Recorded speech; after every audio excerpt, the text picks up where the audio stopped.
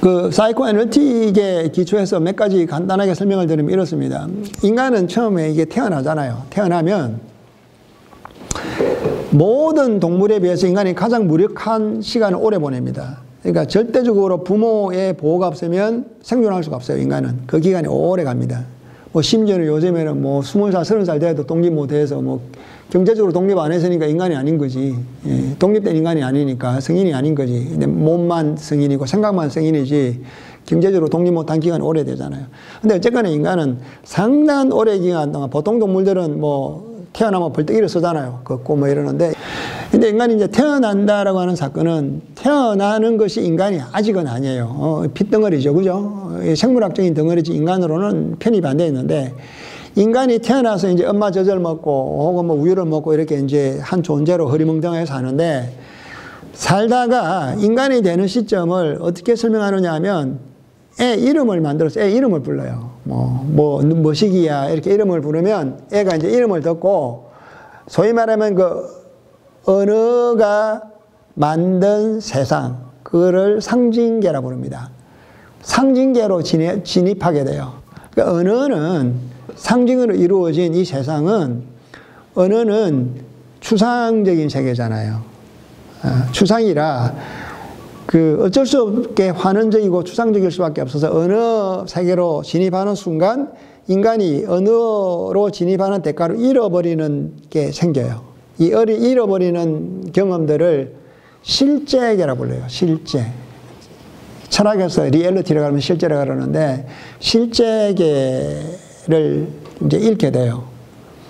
근데 애가 자기 자신을 이제 찾아 나가게 되는데 이름을 부를 때 그 이름에 반응해야 되고 그 이름에 따라서 언어의 세계에 들어와야만 그래서 나는 누구 너는 누구 언어를 할 줄 알아야만 비로소 인간이 되는 거예요. 인간이 되기 시작하는 거예요.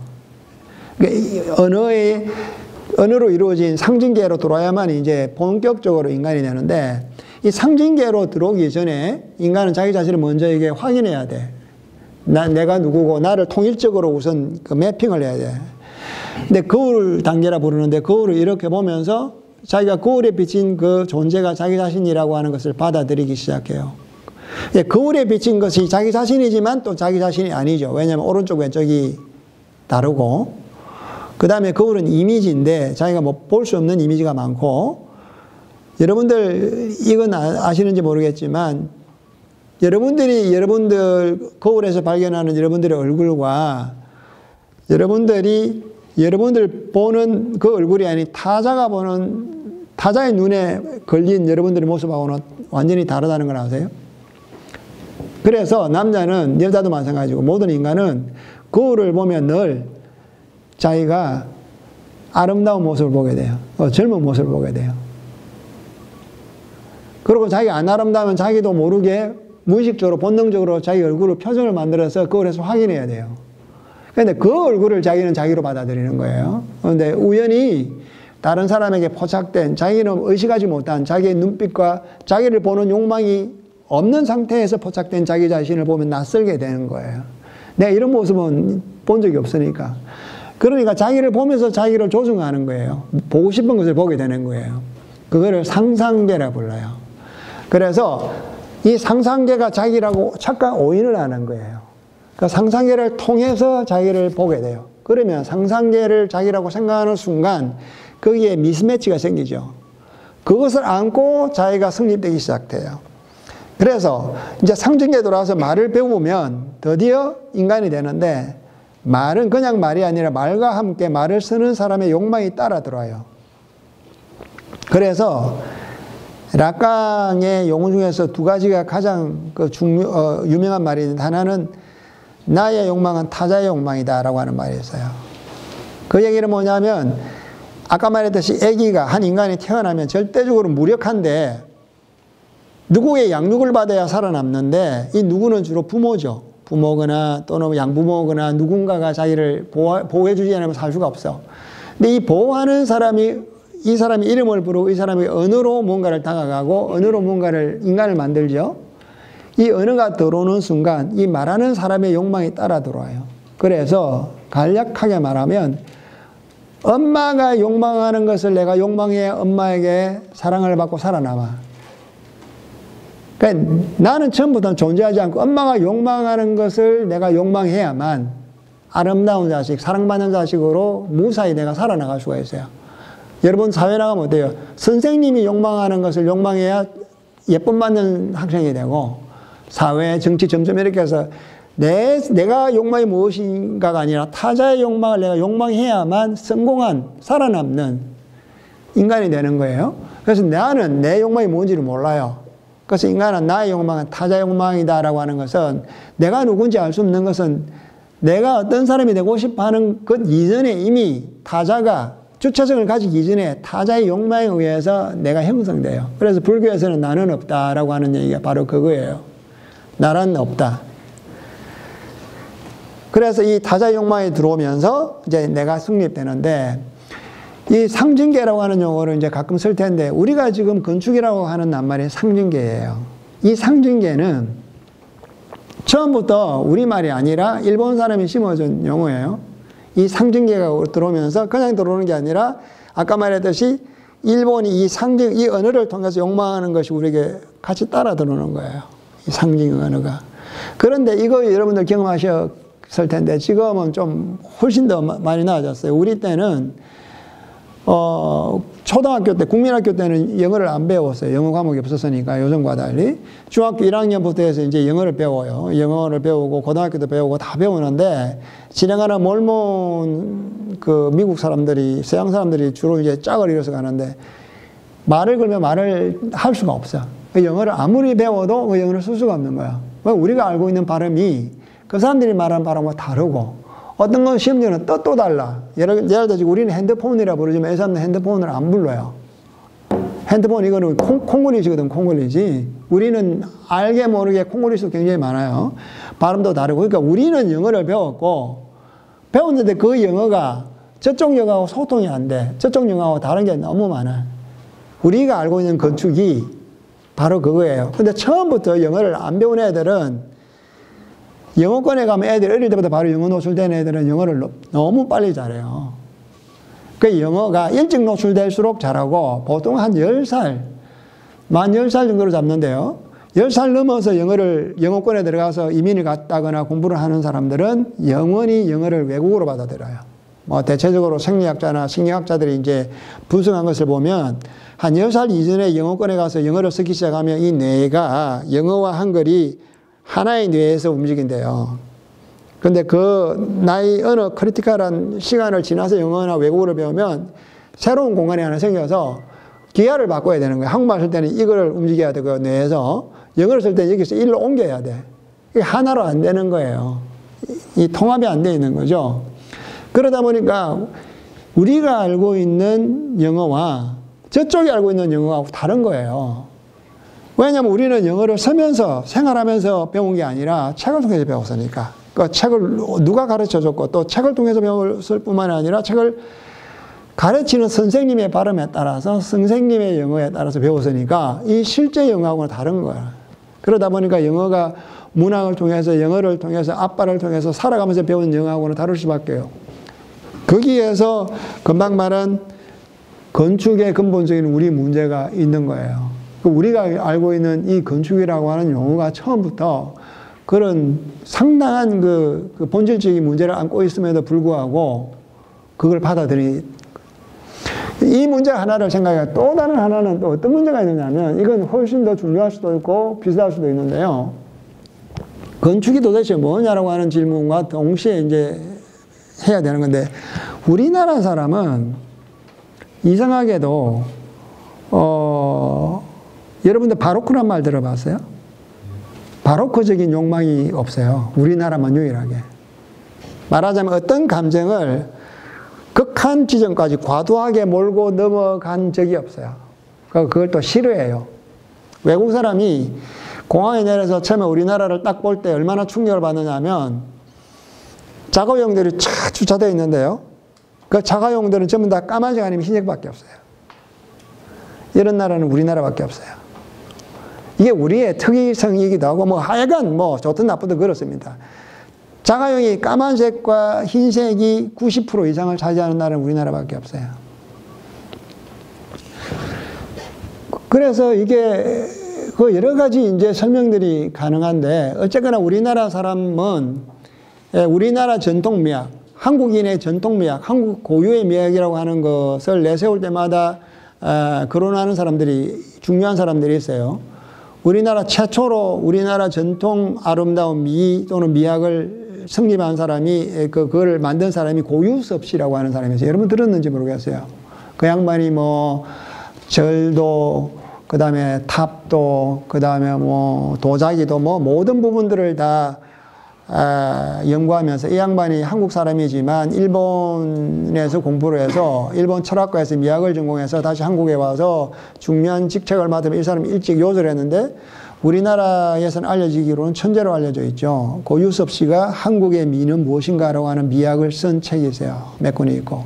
그 이후에 야나기라, 무사시 그 야나기라고 하는 유명한 사람, 일본 사람이 또 한국 미학은 어떤 미학이다라고 하는 사람이 있고, 여러분들 그 배 흘린 기둥에 서서 하는 최순원 선생님 있죠?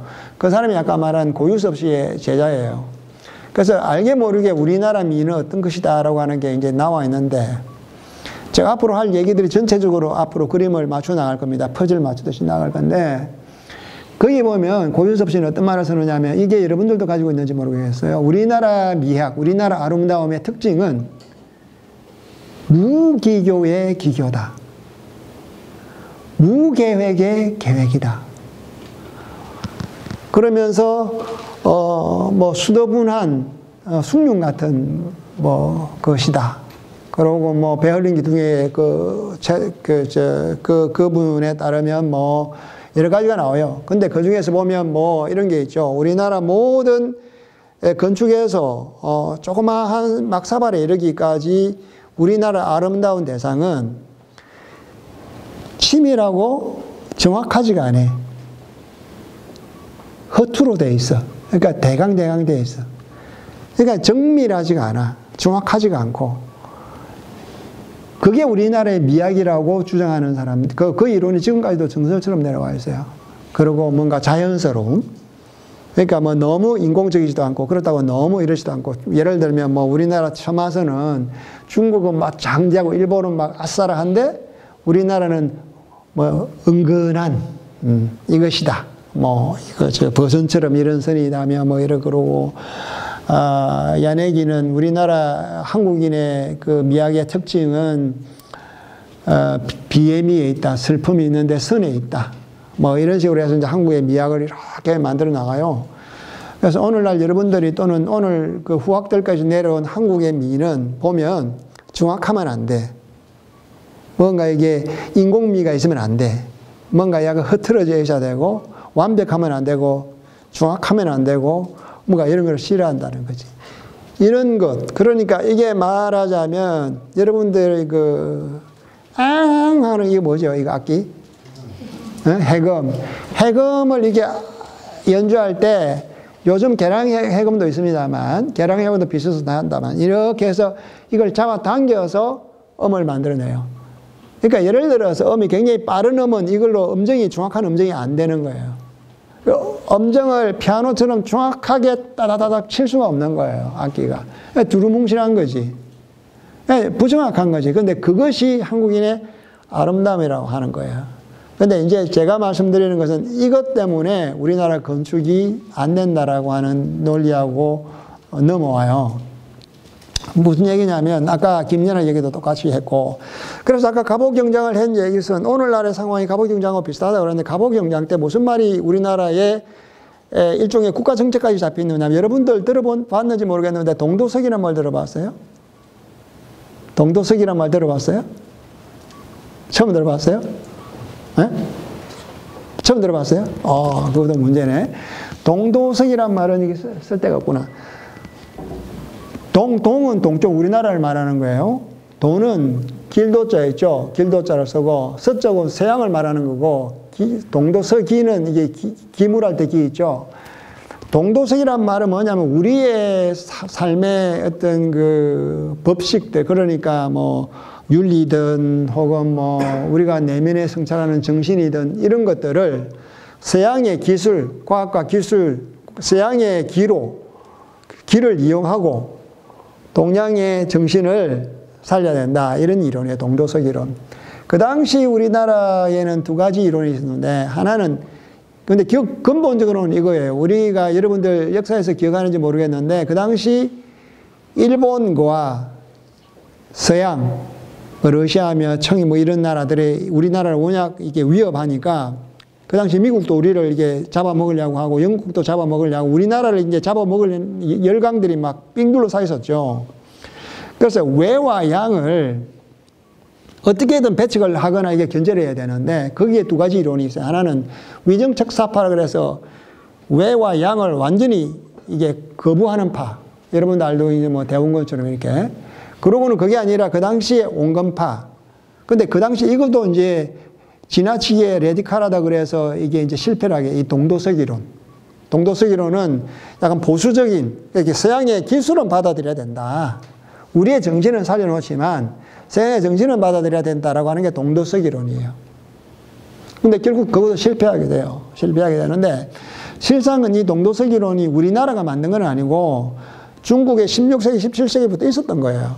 근데 우리나라 사람들은 모든 게 우리나라가 했다고 주장하면 그건 아니고 중국에 이미 16, 17세기에 이제 중국 사람이 볼 때 서양이 저렇게 굉장히 강대국이 되는 것은 수학이나 과학이나 이런 것에 의해서 힘을 얻는다는 걸 알게 됐어요.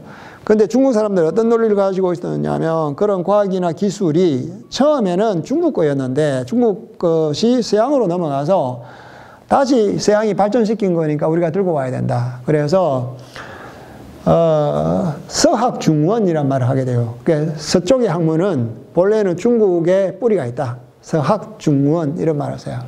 그래서 그 이론에 기초해서 중체서용이란 말을 써요. 조금 전에 동도서기처럼 중체서용. 중국에 이게 덩치를 두고 서양의 거를 써야 된다. 본래 우리 거니까. 그런데 그것의 한국 판본이 동도석 이론. 그것의 일본판이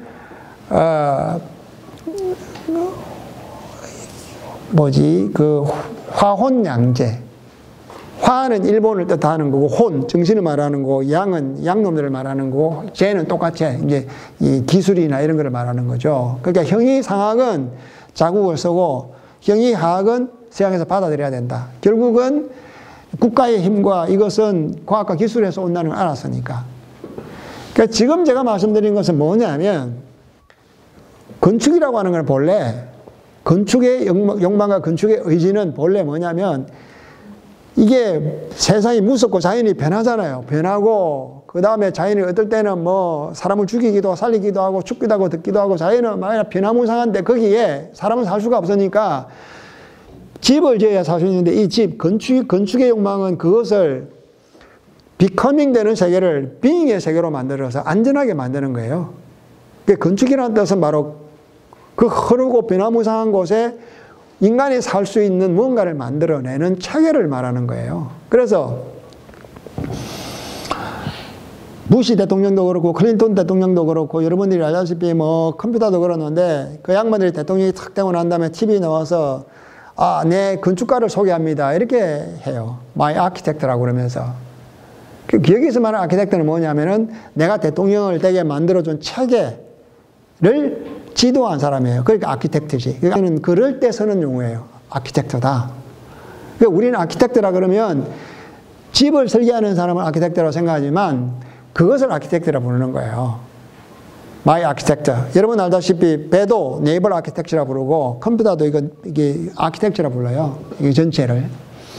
그렇듯이 그 아키텍처라고 하는 용어는 뭔가에 혼돈되어 있고 위험하고 변화무쌍한 곳에 인간이 체계를 딱 세워서 그 내부에 인간이 살 수 있도록 만들어주는 어떤 틀을 말하는 거예요. 그게 아키텍처예요. 그럼 이 아키텍처를 성립시키는 것은 정확성과 견고함과 이런 것들이 아키텍처의 하부 구조로 들어와서 질서를 만들어줘야 되는데 이 질서를 아르케에서 만들어내는 것을 테크네를 한다 이런 뜻이에요. 그래서 아키텍처란 말은 아르케라고 하는 것이 뭐냐면 이게 이제 우리가 흔히 말하면 두목을 말하는 거예요. 제일 높에 있는, 공간적으로는 제일 위에 있는 놈이고 시간적으로는 제일 앞에 있는, 제일 먼저 있는 것.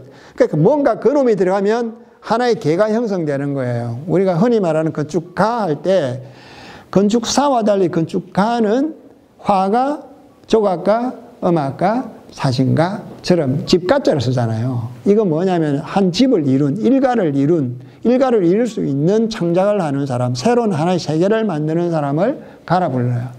근데 건축사를 할 때는 선배자를 쓰잖아요. 이건 의사, 변호사 등등해서 사회 제도에 의해서 그것을 전문적으로 비즈니스를 할 수 있는 사람을 약사, 사사 붙이는 거예요. 그러니까 이 두 가지는 전적으로 다른 용어죠. 그죠? 전적으로 다른 용어인데, 이 건축이라고 하는 용어는 처음부터 가와 상관되어 있는 건축, 아키텍처라고 하는 용어 자체는 아르케라고 하는 것은 그것을 만들어주는 질서의 원리. 그러니까 이게 텍처할 때 테크네는 여러분들은 테크 그러니까 이게 뭐 기술처럼 생각하는지 몰라도 그 당시 테크네라고 하는 말은 예술과 기술이 미분화된 상태예요. 그러니까 테크네라는 뜻은 기술일 수도 있고 예술일 수도 있어요. 지금 흔히 저는 나중에 예술과 기술로 분화되어 나왔어요. 테크네라고 하는 말에. 근데 본래의 테크네 말은 부재한 무엇에서 무언가가 빛으로 나오다 이런 뜻이에요. 그러니까 뭔가 현존하게 하다. 무언가 보이지 않는 것이 보이게 되다 이런 뜻이에요.